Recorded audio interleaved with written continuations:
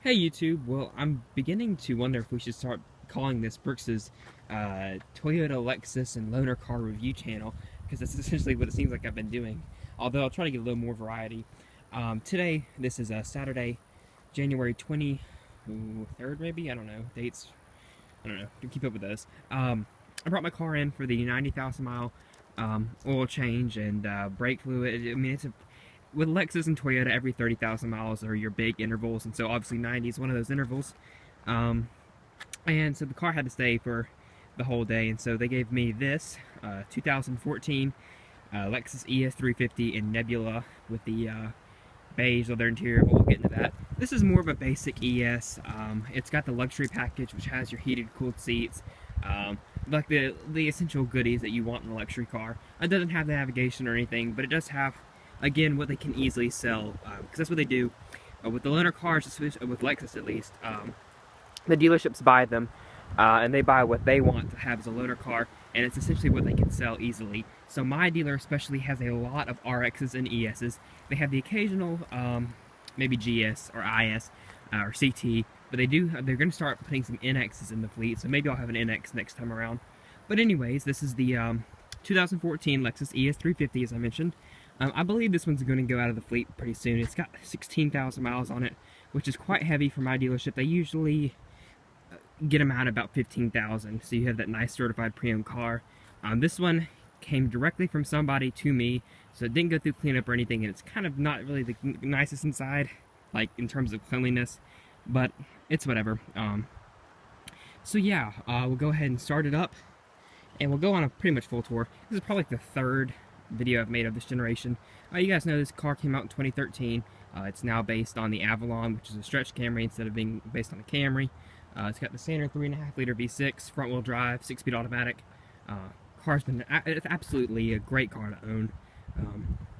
But we'll start off with a key here. Lexus's new key, with the square buttons on the back. It's kind of dark, you can't see it. But anyways, up to the door, of course. All 4 doors here have smart key access. We're going to grab the door handle. Coming inside here, as you can see, it's got that beige interior, and of course it's got the upgraded heated and cooled seats that most of these come with. I think it's only like $1,000 extra on the base model to get the luxury package, so most of these cars come with it. The luxury package includes the memory seats and the power steering wheel, a couple other things. So we'll go ahead and start it up before we do the whole tour here. So we'll put our foot on the brake, and there's a little fireworks display there and on the gauges, so try to get both of this at the same time.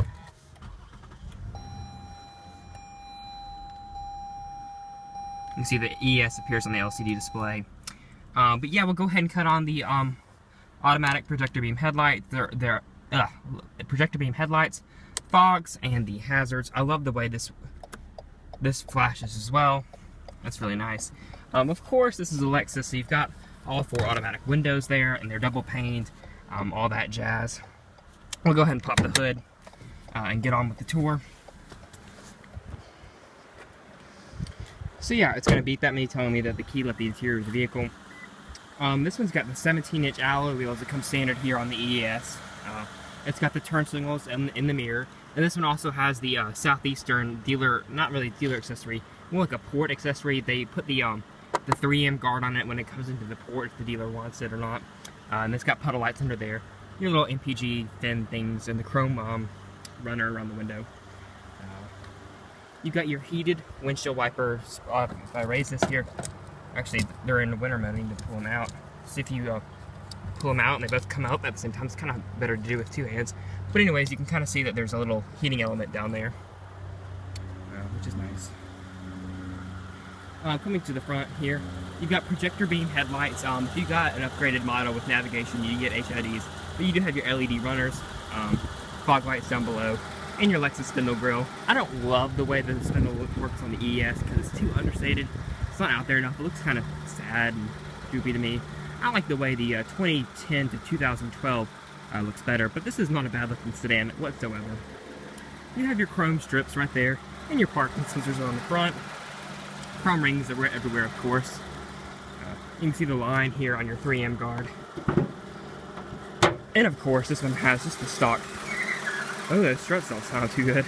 3.5 liter 2GR FE engine. Nothing really to say here on this one. It's 2014 model year. Ooh, let's go check out the date of when this one was built. Oh wow, these struts. Something's up with those. A little too tight or something.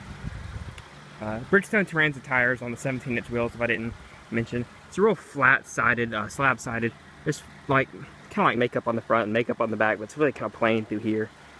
Doesn't look bad at all though.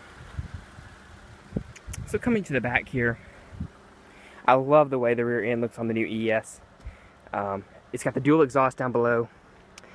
Here, the parking sensors right here, ES350. I love these tail lights here with the chrome strip through the middle. It's a really good looking overall package back here. But we'll go ahead and pop the trunk. Ew, there's like bugs. Oh, I've forgotten to show this. There are LED license plate lights, which is nice.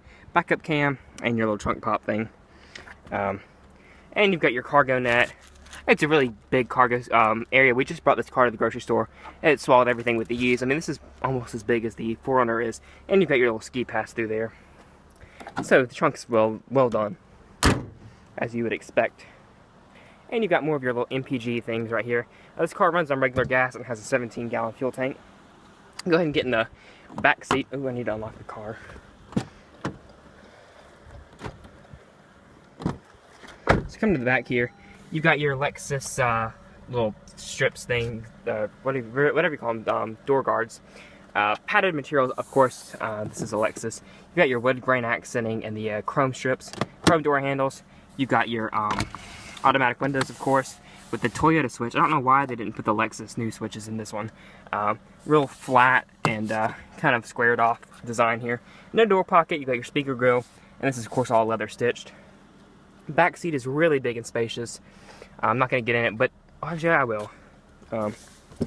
This front seat is actually too far back for me, and as you can see, I have a solid 2 inches of legroom. Headroom is about the same, 2 inches. You got your air vents, power outlet down there.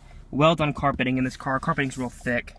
You've got your mat pockets. See, they're sculpted for your knees and whatnot. You've got dual cup holders with your padded cover. So this is really nice right here. And you've actually got 2 map lights, which the 4Runner doesn't have. And you've got a nice thick and padded headliner, grab handles, coat hook. So, of course, it's really well done in the back. And you can see your XM antenna and the sunroof. Front window, of course, automatic. Front kind of follows through. As I said, this one's really dirty. There's kind of black scuff marks in here. And it just really needs a good detail.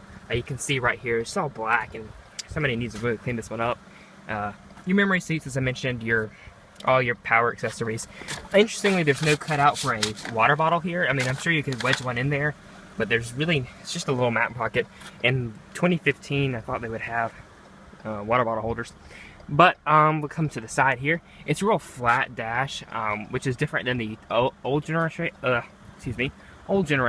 where it's kind of sculpted. This one's real flat and upright. But you have a standard 10-way power driver seat and passenger seat. Power lumbar, these are the new Lexus switches. Carpeted floor mats, which are really nice. Side here, you've got your hood release, trunk release, fuel cap release, little chain storage, which I wish I had in my car. And you've got your blind spot monitoring, parking sensors. Blind spot monitoring was right there, and is a $500 option a la carte. Odometer and trip, your gauge brightness, your power steering wheel, your headlights, which are automatic, fogs. And we'll go ahead and get in and cut out these hazards, which are annoying me. But if we close the door here, of course, it shuts with solidity. Coming up above here, mirror and vanity light, of course. And up to the center here, you've got your garage home link, compass, auto dimming, of course, your automatic wipers, auto headlights, of course, SOS safety connect, map lights, power sunroof control. Interestingly, no sunglasses container. And coming to the center here, you've got the new Lexus turn signals, which are tap for 3 blinks, automatic wipers, and the steering wheel that is directly out of my grandmother's RX 350. Got your volume controls, mode, seeking, Bluetooth audio, of course, display. Really beautiful gauges here. As you can see, they're kind of a 3D effect. Lexus always does tiller gauges, and this car is no exception. I love that little center display right there. It's colored. Awkwardly enough, this car needs maintenance, and that's why I have my car there. As you can see, 16,178 miles. So we've done 170 miles on it, and we have to do 30 more, or 30 or 40 more to get back to the dealer. But you can see 24 mpg, average 26.1, average speed, cruising range. Love that center display there, honestly. But coming off to the side here, you've got your start-stop button mounted right awkwardly next to your volume button. We were in the Starbucks drive-thru and my dad shut off the car on accident when he was trying to turn off the radio. 6-speed automatic transmission, sport shift down here. Of course, this is a wood shifter, piano black trim, if you can focus the camera. Reverse, you've got a backup camera, of course, guidance lines with trajectory, back and park. Coming to the center here, you got single cup holder right here, piano black trim, your bass controller, which I really enjoy. It goes side, side, up, down. It turns. You got 3 shortcut buttons, but we'll get to that in a minute. Stitch center console, padded, of course. Coming to the center here, you have aux USB and a power outlet. It's all carpeted and really well done. But you've got your sport mode, which really livens up the car. I will say it tightens up the steering really nicely. And drives really well. You got another cup holder, which I hate how this is hard, cheap plastic right here. It's really hard when you rest your leg against it, but whatever. And of course, here are your heated and cooled seats, as I mentioned, 3-stage, driver and passenger. And then you've got your drive select, eco, normal, sport, traction control. Above that, you've got hard keys for your climate zones, shortcuts for your radio and media, preset track, tune, scroll. You've got your CD optical disc slot, your analog clock, which is the only clock in the car, so I hope you can read that. I can, but most people can't. Got stitching along there. And you've got your audio screen, which looks vaguely familiar to what's in our 4Runner. I'm sorry you can't see that. The glare isn't really there in normal like scenarios, but you can see you've got your information. And if HD radio's in your area, you would have HD radio capabilities there. And you've got your presets, and that's for audio. And of course, you've got a menu. You can turn this around. Phone shortcuts, display. You can go climate. You have a big screen there for your climate, so that's pretty cool too. Overall, this is a more basic equipped model. You've got your glove box over here. It's pretty narrow and shallow, but it gets the job done. Of course, padded materials everywhere, which is really nice. And we will go ahead and go on a short test drive after I went on for 12 minutes on the inside. But of course, we'll go ahead and put it in sport mode. It's already in sport mode. We'll put it in drive and head off. Steering is electric power steering, so it's kind of vague. When you get at higher speeds, it's a lot tighter in sport mode than it is in eco or normal. It does haul very, very well. So we'll go ahead and get a nice acceleration run here.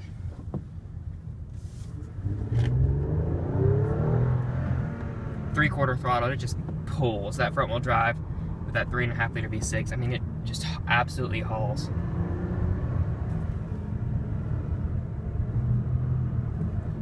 It just drives insanely well. Obviously, it's not a sports car, so you can't expect it to handle like a Porsche. But I mean, it's an overall good package, and that's why I think Lexus sells so many of these, is because it drives well, it's comfortable, and it's great out on the highway at 80 miles an hour, cruise control. Oh, you're set. But anyways, we'll go ahead and wrap this video up here. Thanks for watching, and stay tuned for more.